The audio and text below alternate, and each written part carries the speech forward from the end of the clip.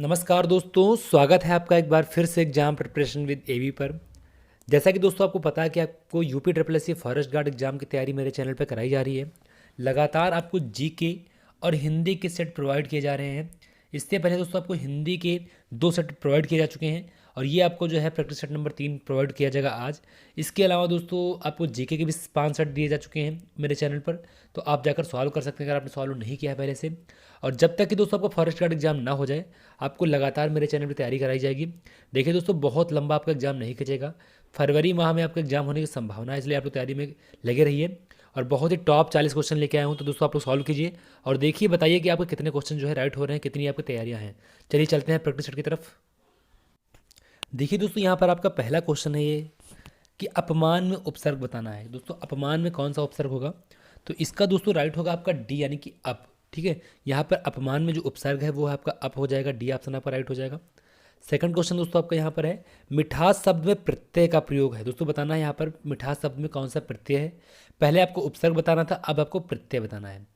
तो दोस्तों इसका जो राइट आंसर होगा वो होगा आपका सी, यानी कि आस। ठीक है, फिर अगला क्वेश्चन दोस्तों आपका है, आंशिक शब्द में प्रत्यय क्या है। दोस्तों यहाँ पर आंशिक में प्रत्यय बताना है, तो इसका दोस्तों राइट होगा आपका सी, यानी कि इक। आंशिक में जो है इक प्रत्यय है।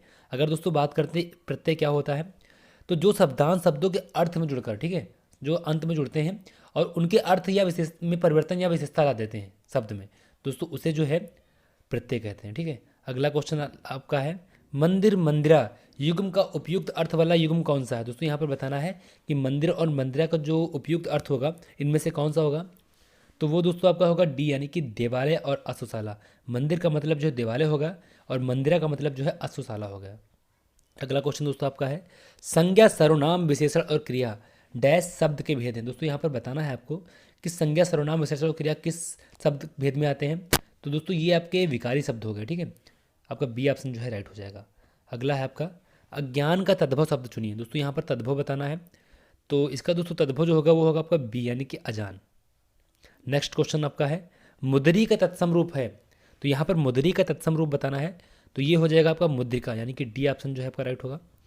फिर दोस्तों अगला क्वेश्चन आपका यहाँ पर देखिए 8 नंबर क्वेश्चन मिसिंग है, 9th नंबर है ये।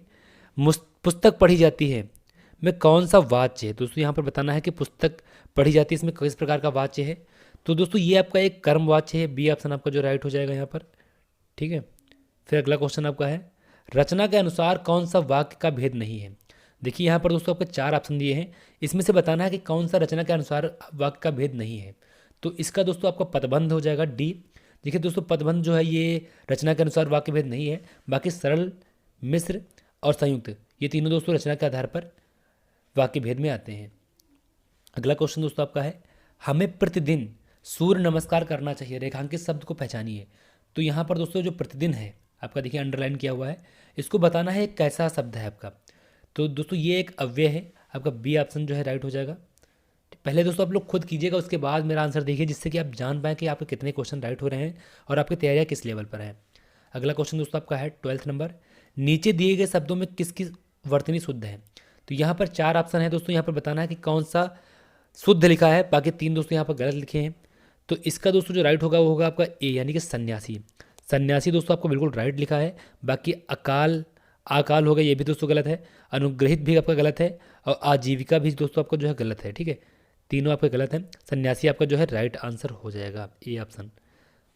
अगला दोस्तों आपको क्वेश्चन है 13 नंबर, अश्व और अश्व। दोस्तों ये दो आपके वर्ड दिए हैं, अश्व और वश्व। ठीक है, इनमें श्रुति श्रम भिन्नार्थक शब्द है, तो उपयुक्त अर्थ बताना है इन दोनों का।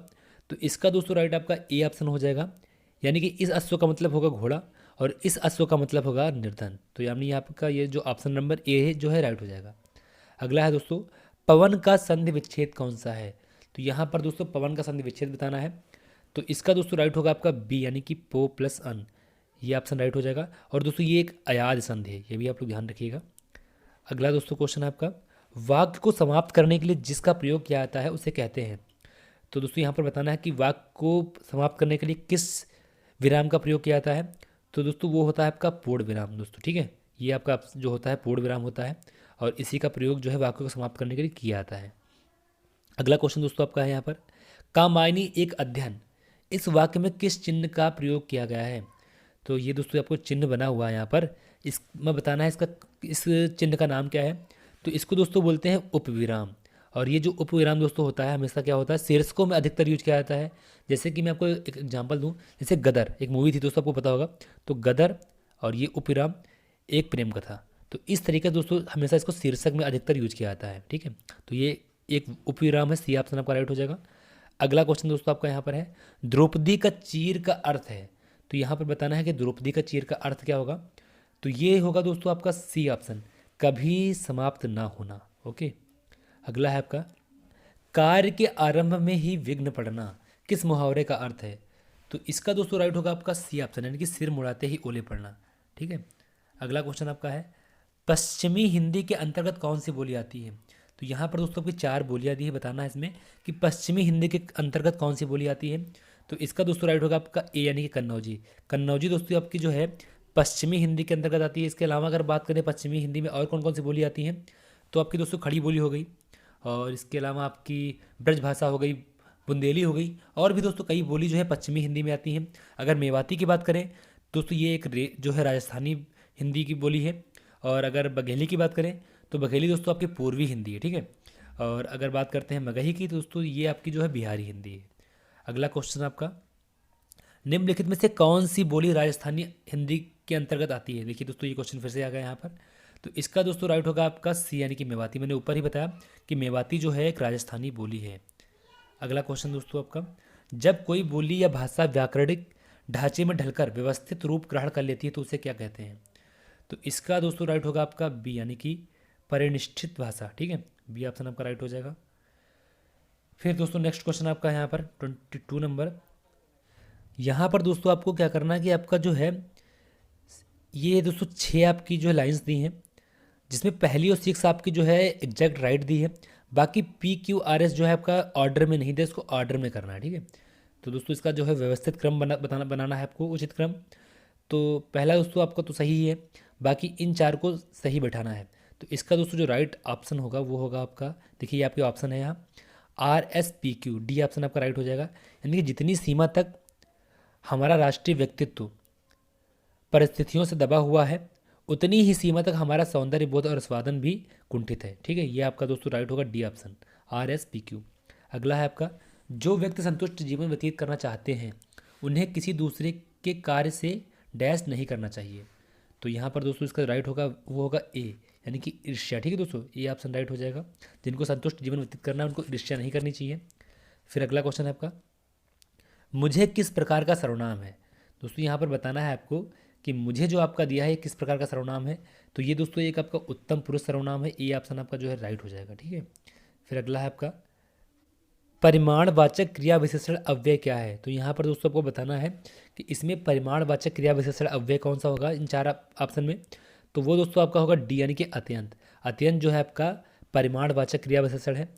और दोस्तों अगर बात करें परिमाणवाचक क्रिया विशेषण क्या होता है, अव्यय क्या होता है, तो जिस क्रिया विशेषण से जो है परिमाण यानी मात्रा का दोस्तों बोध हो, उसे जो है परिमाणवाचक क्रिया विशेषण अव्यय कहते हैं, ठीक। अगला क्वेश्चन आपका है, अब पढ़कर क्या होगा इस वाक्य में कौन सी क्रिया है। तो यहाँ पर दोस्तों आपका सी ऑप्शन राइट होगा, यानी कि पूर्वकालिक क्रिया। अगर बात करते हैं पूर्वकालिक क्रिया क्या होती है, तो दोस्तों जब कर्ता एक क्रिया समाप्त कर दूसरी क्रिया प्रारंभ करता है, ठीक है। मतलब एक क्रिया समाप्त होने के बाद जहाँ दूसरी क्रिया कर्ता आरंभ करता है उसे ही पूर्वकालिक क्रिया कहते हैं, ठीक। तो अगला क्वेश्चन दोस्तों है, वर्णों के समुदाय को क्या कहते हैं। तो दोस्तों इसका राइट होगा आपका ए ऑप्शन, यानी कि वर्णमाला, ठीक है।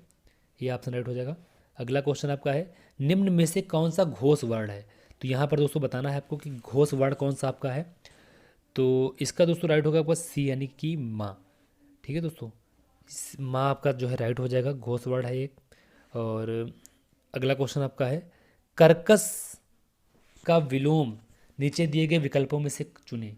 तो यहाँ पर दोस्तों आपको कर्कश का विलोम शब्द बताना है कौन सा होगा। तो ये दोस्तों आपका होगा सी, यानी कि मधुर। कर्कश का जो विलोम होता है वो होता है मधुर। अगला है दोस्तों, जुगुप्सा। जुगुप्सा किस रस का स्थायी भाव है। तो ये दोस्तों आपका है विभत्स रस का, यानी कि आपका सी ऑप्शन जो है राइट हो जाएगा। फिर अगला क्वेश्चन दोस्तों आपका है, दमिनी दमक रही घन माही, खलके प्रीत जथा थिर नाही। इन पंक्तियों में कौन सा छंद है। तो यहाँ पर दोस्तों आपको छंद बताना है 31 में कि इसमें छंद कौन सा होगा। तो दोस्तों ये एक चौपाई छंद है, सी ऑप्शन आपका राइट हो जाएगा। अगर बात करें चौपाई दोस्तों एक सममात्रिक छंद है, इसके प्रत्येक चरण में क्या होता है 16-16 मात्राएं होती हैं, ये चीज़ आप ध्यान रखिएगा। ठीक, अगला क्वेश्चन आपका है किस छंद का प्रथम व अंतिम शब्द एक सा होता है? तो ये दोस्तों आपका होता है कुंडलिया में, यानी कि ए ऑप्शन जो है आपका राइट हो जाएगा। ठीक, अगला क्वेश्चन दोस्तों आपका है अधर धरत हरिके परत ओंठ दीठ पटजोत हरित बास की बांसुरी इंद्रधनुष रंग होत। उक्त पंक्ति में कौन सा अलंकार है? दोस्तों इस पंक्ति में पूरा अलंकार बताना है। तो यहाँ पर दोस्तों आपको जो अलंकार हो जाएगा वो हो जाएगा आपका तदगुण। ठीक है, ए आपका राइट हो जाएगा दोस्तों। ठीक है, ए ऑप्शन आपका राइट हो जाएगा। अगला है निम्नलिखित में से कौन सा वाक्य अशुद्ध है? देखिए यहाँ पर 4 दोस्तों वाक्य आपके दिए हैं, इसमें बताना है कौन सा वाक्य एक अशुद्ध है। 3 आपके राइट लिए हैं, दिखिए दिए हुए हैं, एक आपका अशुद्ध है, तो दोस्तों बताना है कौन सा वाक्य आपका जो है इसमें अशुद्ध है। तो दोस्तों बी ऑप्शन आपका राइट होगा, सज्जन लोग भला ही सोचते हैं। ये दोस्तों आपका जो है गलत हो जाएगा। और इसके अलावा आपके बाकी चारों सही, तीनों सही लिखे हुए हैं। अगला क्वेश्चन यहाँ पर है वाक्य के त्रुटिपूर्ण भाग का चयन कीजिए, यदि कोई त्रुटि ना हो तो डी भाग को चिन्हित कीजिए। देखिए दोस्तों यहाँ पर A B C D 4 option दिए हैं, यहाँ पर किस भाग में त्रुटि है वो बताना है आपको। अगर ए में है तो बी में है, सी में है, अगर कोई त्रुटि नहीं है तो डी ऑप्शन आप चूज कर सकते हैं। तो इसमें दोस्तों आपके ए भाग में त्रुटि है, यानी कि इस पुस्तक के विकास में नहीं होगा। यहाँ पर दोस्तों हो सकता है इस पुस्तक के लेखन में ऐसा कुछ हो सकता है दोस्तों, लेकिन विकास में नहीं होगा, तो ए ऑप्शन आपका जो है गलत है। अगला आपका है चट्टान शब्द किस लिंग से संबंधित है? तो दोस्तों बताना है चट्टान जो है आपका कैसा लिंग है। तो दोस्तों ये आपका एक स्त्रीलिंग है, चट्टान जो है आपकी स्त्रीलिंग है, बी ऑप्शन आपका राइट हो जाएगा। फिर अगला दोस्तों आपका क्वेश्चन है यहाँ पर कि चाकू शब्द का बहुवचन क्या होगा? तो यहाँ पर बताना है दोस्तों चाकू का बहुवचन क्या होगा। तो दोस्तों ये जो ऑप्शन होगा डी आपका राइट हो जाएगा, चाकू का चाकू ही जो है बहुवचन है, क्योंकि दोस्तों ये एक उकारांत पुल्लिंग शब्द है, तो इसका जो है चाकू ही हो जाएगा। अगला क्वेश्चन आपका है बच्चे बस से पाठशाला जाते हैं, इस वाक्य में कौन सा कारक है? तो यहाँ पर आपको कारक बताना है। तो इसमें दोस्तों आपका जो है करण कारक हो जाएगा, बी ऑप्शन आपका राइट हो जाएगा। ठीक है, अगला दोस्तों अगर कारक की बात करें कितने कारक होते हैं तो 8 कारक होते हैं, आपको पता होगा, और यहाँ पर आपका बी आपका करण कारक हो जाएगा। अगला क्वेश्चन आपका है युधिष्ठिर किस समास का समस्त पद है? तो यहाँ पर दोस्तों आपका जो राइट होगा वो होगा आपका सी ऑप्शन, यानी कि अलुक तत्पुरुष। युधिष्ठिर जो है दोस्तों आपका अलुक तत्पुरुष में आता है। अगला दोस्तों लास्ट क्वेश्चन आपका है त्रिवेणी शब्द में कौन सा समास है? तो यहाँ पर दोस्तों आपको बताना है त्रिवेणी शब्द में कौन सा समास होगा। तो वो होगा दोस्तों आपका दीर्घ समास, यानी सी ऑप्शन जो है आपका राइट हो जाएगा।